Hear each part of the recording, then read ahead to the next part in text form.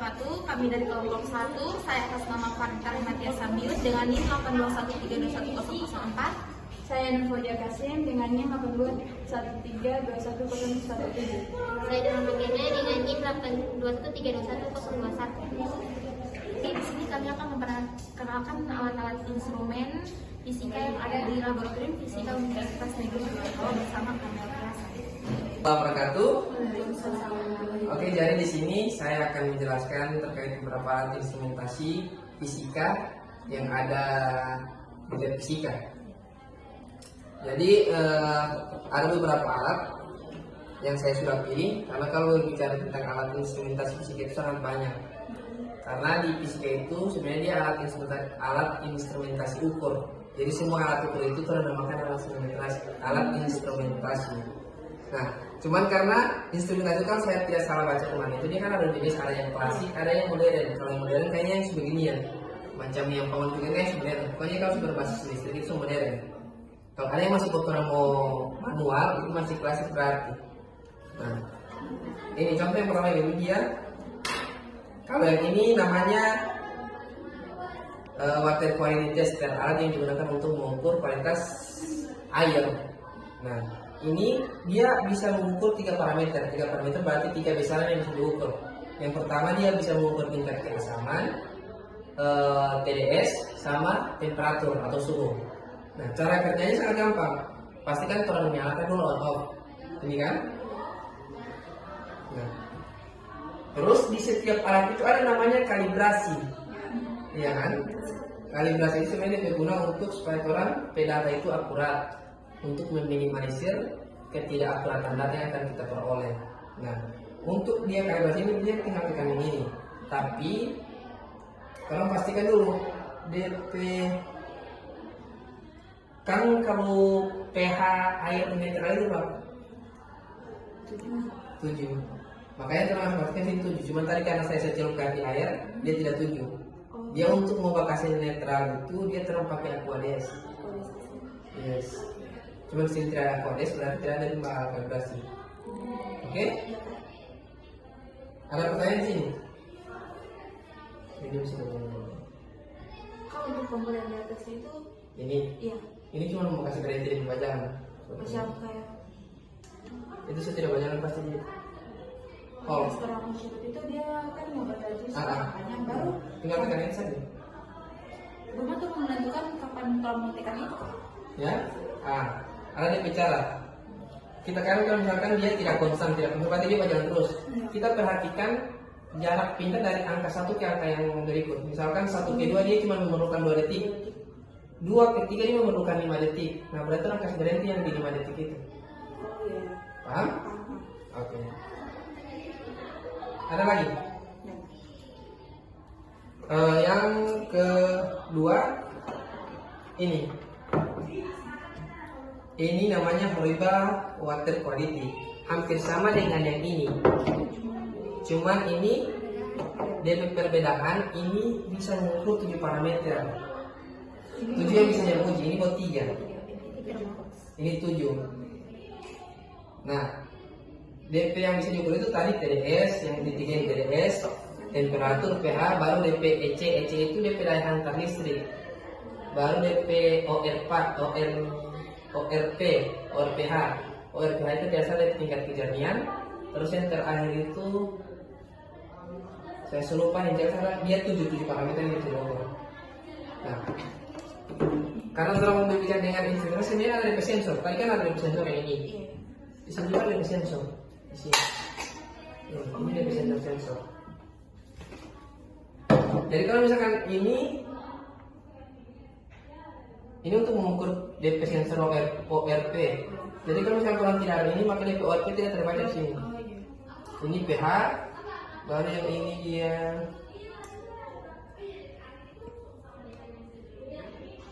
TDS yang ini. Balik juga ini. Kalau ini DO. DO itu DP zat terlarut atau DP tingkat kekeruan itu berapa ini? Ya. Ada lagi pertanyaan? Cari gunakannya. Ini celup berarti ya, mau celup juga ini. Iya. Baru ini. Ini kan sebenarnya. Jadi terang pegang ini. Terang pegang ini di air. Yes. Oh iya. Jadi mau muncul di sini. Ini ada yang Horiba water quality. di bawah quality.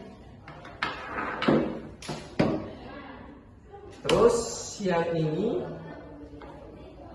ini juga ada satu yang bisa dibaca di sini, jadi di foto sini, yang EC-nya, yang daya hantar listrik, ini namanya conductivity meter. Kira-kira dia mau ukur DP daya hantar dari daya hantar listrik dari satu larutan itu berapa?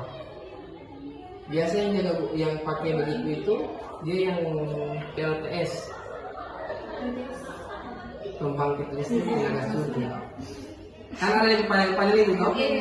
Nah di panel itu kalau tidak salah setiap 6 bulan itu dia mau siram, dia mau kasih bersih. Nah air yang digunakan di situ DP daya hantar listrik itu tidak boleh lebih dari 600 kalau tidak salah. Nah makanya orang mau bawa pakai ini. Ketika kau sudah lebih dari 600, dia tidak boleh pakai. Jadi orang cari di mana air yang di bawah 600. Makanya kemarin itu orang di 2000 berapa, puasa cuma baca DP air yang boleh mau pakai. Jadi air di setiap musim itu langsung cek ke sana. Pakai ini. Cuman ini setelah terang pakai ini tidak boleh. DP ini tidak baku konek antara ini dengan ini, dia tidak baku konek. Tidak boleh. Ini bisa kena. Itu tidak dia seharusnya. Assalamualaikum warahmatullahi wabarakatuh. Kami dari kelompok 1. Di sini kami akan mengobservasi alat instrumen yang ada di laboratorium perikanan. Saya yang paling nama biasa Mirut. Saya Nur Fauziah Kasim. Saya Nurana Kemi. Assalamualaikum warahmatullahi wabarakatuh. Di sini saya akan menjelaskan alat-alat yang ada di lab perikanan. Yang pertama di sini ada mikroskop untuk mikroorganisme seperti fitoplankton dan plankton. Ada juga zooplankton. Untuk sampel fitoplankton sendiri diambil dari biasanya sungai, laut dengan cara menggosok batu. Kemudian sampel tersebut dimasukkan ke dalam botol seperti ini, seperti botol kecil.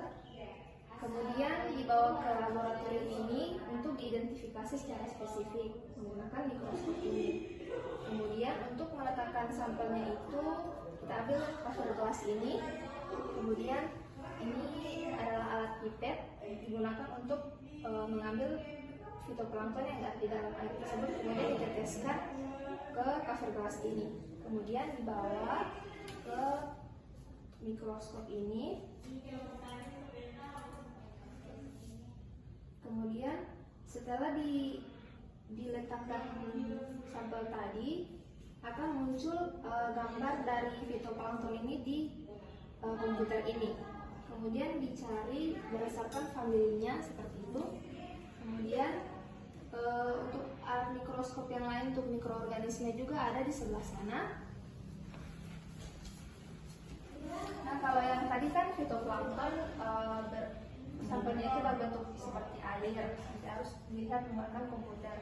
Kalau ini mikroorganismenya sudah bisa dilihat secara langsung.